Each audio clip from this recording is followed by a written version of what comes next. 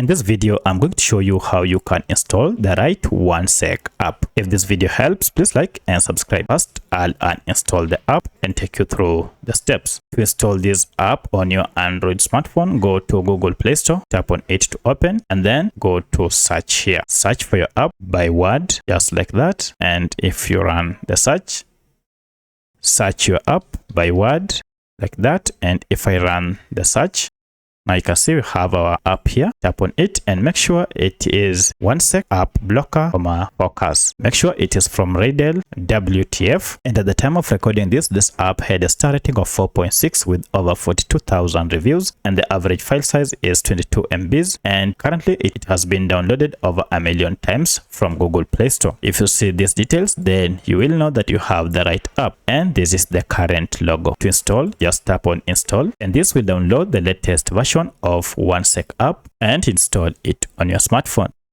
So that's how you can install the right OneSec app on your Android smartphone. If you have any other question, kindly let me know in the comment section. Otherwise, thanks for watching and let's meet in the next video.